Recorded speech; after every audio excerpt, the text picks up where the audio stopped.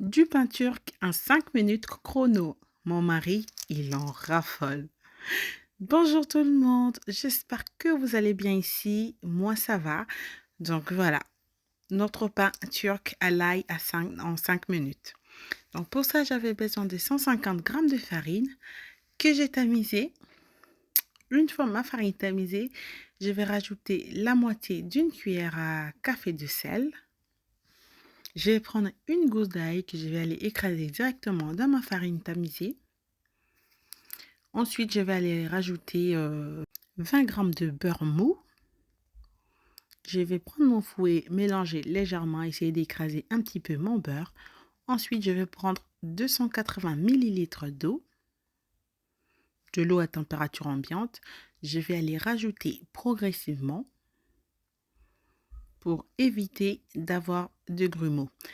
Il se pourrait que, bien que vous avez tamisé votre farine, bien que vous mettez de l'eau progressivement, que vous ayez tout de même des grumeaux dans votre pâte.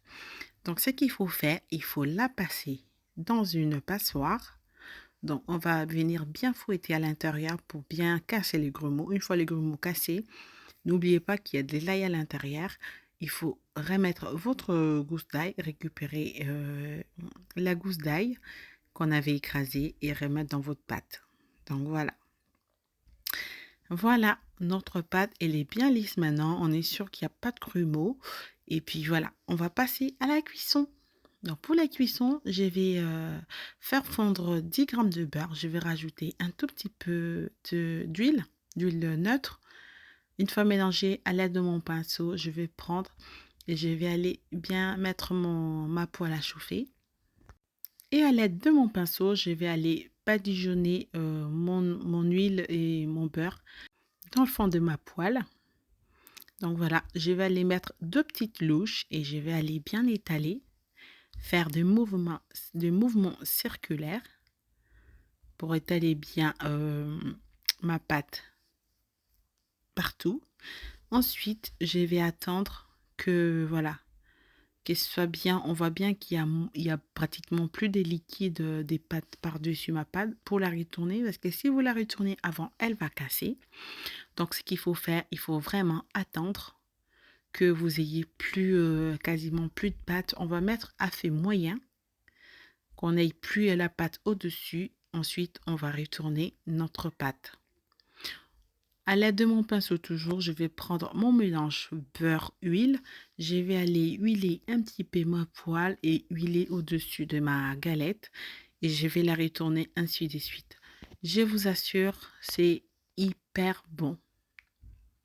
Donc, on mange ça pour changer de pain de tous les jours. On mange ça en apéritif. On mange ça en accompagnement de nos plats en sauce. Donc, voilà, un pur délice. Donc, je vais continuer ma cuisson.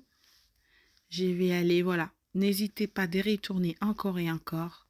On retourne, on tourne la pâte. On retourne, on tourne la pâte. C'est la aide que vous ayez la cuisson uniforme de votre galette. Parce que si vous la laissez et que vous ne touchez pas, vous n'aurez pas une cuisson qui va être homogène. Vous n'aurez pas une cuisson qui va être uniforme. Il y aura un côté qui va être cuit, l'autre côté non. Voilà. D'où la raison de tourner, retourner. Voilà. Voilà notre belle galette bien cuite partout. Donc voilà, j'ai fait tout le tour.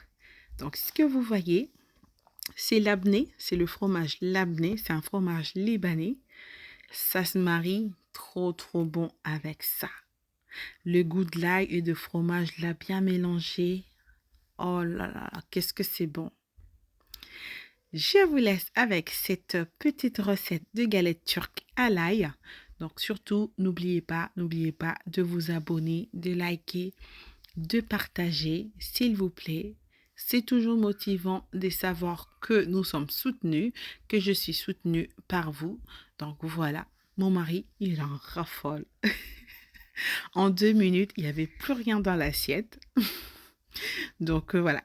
Merci de votre attention. À la prochaine. Bye!